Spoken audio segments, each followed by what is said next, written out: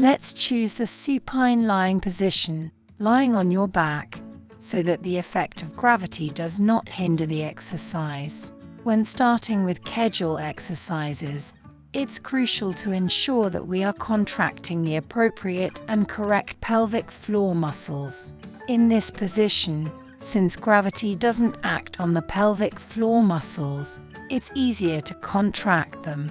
Let's try to elongate our spine in this position. It's more straightforward. And regarding the pelvis, we want to avoid excessive arching, ensuring our back doesn't create a gap under our hand, but also not completely resting the lower back. It should be a neutral position, neither tilted forward nor backward. It's essential to feel comfortable before starting the exercise. If we're ready, let's go. Take a breath through the nose and exhale through the mouth. And let's begin the pelvic floor contraction.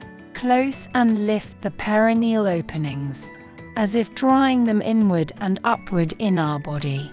We'll contract the sphincters inward and upward. In this position, it's inward and upward.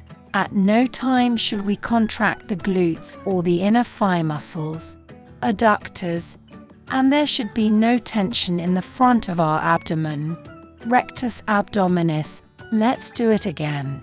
Let's focus on those three openings: urethra, vulva, and anus, and perform the contraction. Count 1, 2, 3, 4, 5. Keep contracting and lifting. 6, 7, 8, 9, 10. Relax progressively. Our pelvic floor descends and relaxes between each contraction. Let's do it again. Contract. 1, 2, 3, 4. Continue lifting and ascending. 6, 7, 8, 9, 10. Relax progressively and rest. Take a deep breath and relax. Give some time for the pelvic floor muscles to rest before contracting again with the same energy. Let's not forget the transverse abdominal muscle, the one that draws inward, like the navel. Let's do one more. Take a breath. Focus on the three perineal openings for women and contract and lift. 1, 2, 3, 4. Contract and lift. Keep exhaling. 7, 8, 9, 10. Relax progressively and rest. Well, gradually you will get the hang of it. At first, if you don't reach 10 seconds, don't worry. You'll gradually increase the contraction time of the muscles. Once you've mastered this position lying on your back, with your legs flexed, you can move to other positions. Perhaps at first, you feel more comfortable lying down. When you lie down, you can do it face down, placing a cushion under your lower abdomen to prevent your back from arching. In this position, always ensure your neck is relaxed, and you can place your hands just below your forehead for support.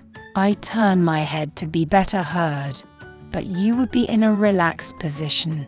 Okay, and in this way, we could also perform Kegel exercises while trying not to create tension between the thighs, so we slightly separate them. We support the tips of our feet, and in this position, we can also perform the Kegel exercises for beginners. You can flex one of your legs, and this way, you can also do the exercises. There are plenty of positions to perform them. Also, if you feel comfortable, and we'll add a bit more difficulty, we could move on to performing the exercises in a quadruped position. Similarly, we would support our knees and hands, and to ensure the neck is relaxed, we rest the head on our hands. In this same position, we would perform the exercises. Okay, you'll explore which position makes you feel most comfortable, and little by little, you'll extend the contraction time.